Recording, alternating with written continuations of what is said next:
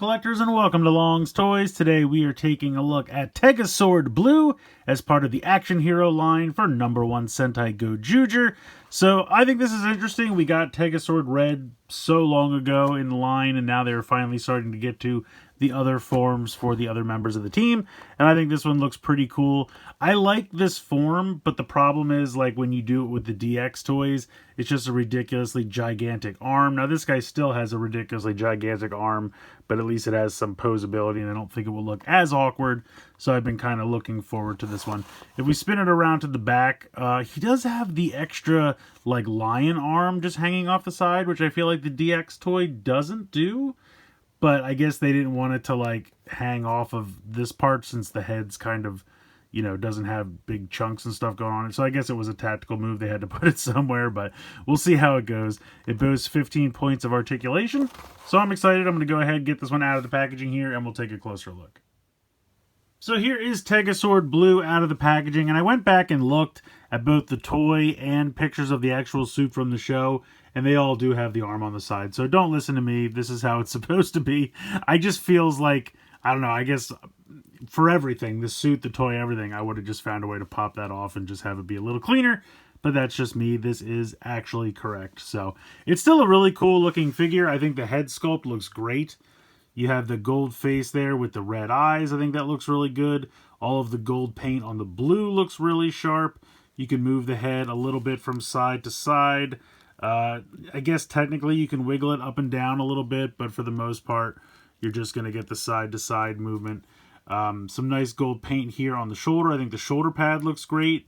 You can move that in and out a little bit and back and forth. Of course, you have an elbow bend, and the hand can rotate like that. Some nice metallic blue paint here on the front. All of the gold here on the shoulder. This is a separate piece of plastic, but the gold paint for the lion eyes looks great. This can actually spin, so you can simulate the Gatling effect, which is really cool. A little bit more gold up here. A little bit of blue paint down here in the feet, and a little bit of silver there for the thighs, like the others have. Otherwise, for articulation in the waist, you can kind of spin a little bit side to side. You can kind of rock up and down a little bit as well. You can kick forward. You can kick out to the side a little bit, but then you start to hit into the waist area there. You can move the wings so that you can kick this back. You have 90 degrees there in the knee, but unfortunately nothing in the ankle or anything like that, and there's no thigh cut or anything. You can kind of wiggle this a little bit front to back at the hip to kind of simulate like thigh movement, but it's not real true thigh movement. But one touch that I thought was really nice, so you have the wings back here and they can move, and they've molded the other arm storage like you would do with the DX toy. Since you would plug that in here, the arm would come off and peg onto the back, and they've molded that in there. That's a nice touch. That's a really nice attention to detail. I like that quite a bit. For this arm, I don't know if we talked about it, but he does have an elbow there as well, and he does have a bicep swivel. So, pretty cool. I don't think, does he? I know he does have a bicep swivel on this side. Okay, I missed that the first time around.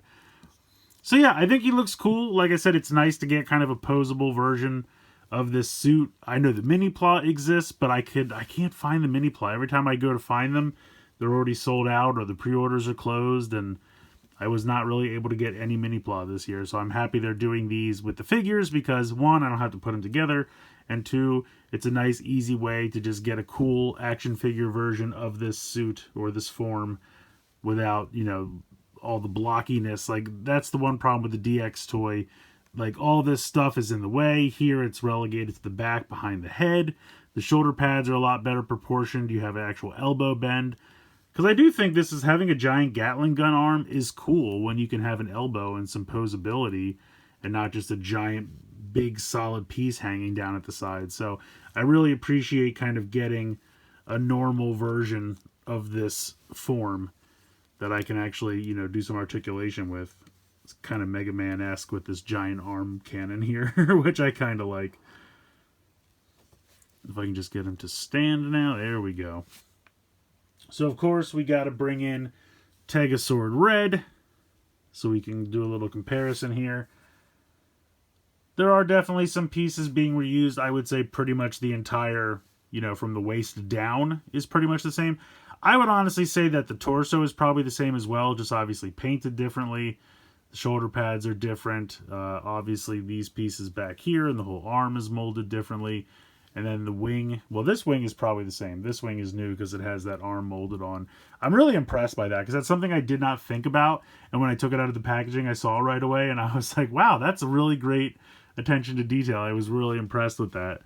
It seems so obvious that, of course, they would have to do it. But I'm just glad that they did because they could have easily just left it like this on the back. And some people like me might not even have thought about it. But the fact that they molded that on there is such a nice touch. I think that's really cool. And then just for fun, if I can get him to stand again, with having the arms straight out like this, it does make him a little front heavy, but that's me posing. I will say he's like the others where they do have some loose hips, which I don't love, but that seems to be a problem with this mold and also tells me that they're reusing pieces. But here is Tega Sword Origin as well, just because why not? These are the 3 versions of this that we have so far released.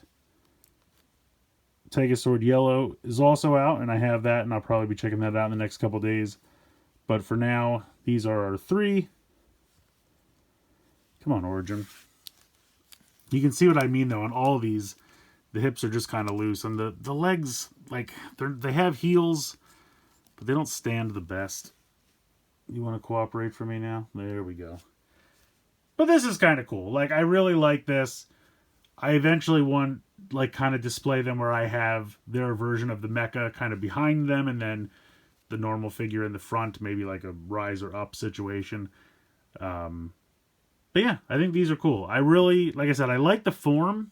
I like the suit on the show, but the DX version of it is so clunky, and this really solves a lot of the problems by giving him some elbow and bicep movement, just some general articulation so he's not so stiff. Yeah, I think having these 3 together looks pretty great. So I like this figure a lot. Like I said, I've always been a fan of this form. I just don't really like the blockiness of the DX version, and this solves a lot of those problems. One thing I will say is kind of a bummer. The way that the guy's head is sculpted, he has that kind of large crest of the lion head, which is because it has to pop down for the ring. I understand all that. You know, that's what it's modeled after. But it does make it kind of hard to see his face and eyes because it just kind of naturally hangs low over the face. And I can't tilt the head back any. So I kind of wish that I could tilt the head back a little further just so I could see this guy's face.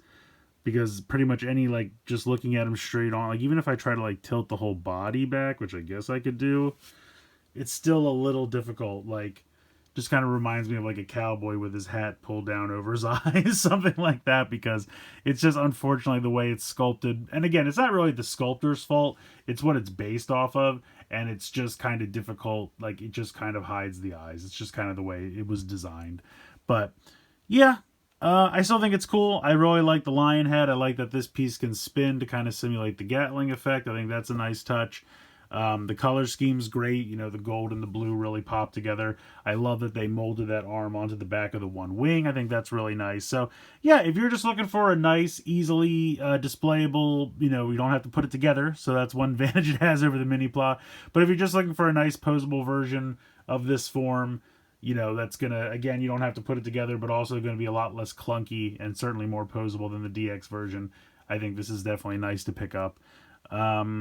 These usually retail, I feel like it's 25 to 30 a piece, which can seem a little pricey compared to what we pay for 6-inch figures over here. But, you know, it's just kind of par for the course at this point. No sense complaining about it. It's just what they go for. So I definitely think it's cool, though. I definitely recommend checking it out, especially if you've been collecting the rest of the line. Yeah, I'm excited. I like this one a lot. So let me know what you guys think in the comments below. Please like, share, and subscribe. Hope you guys enjoyed the video. And as always, thanks so much for watching.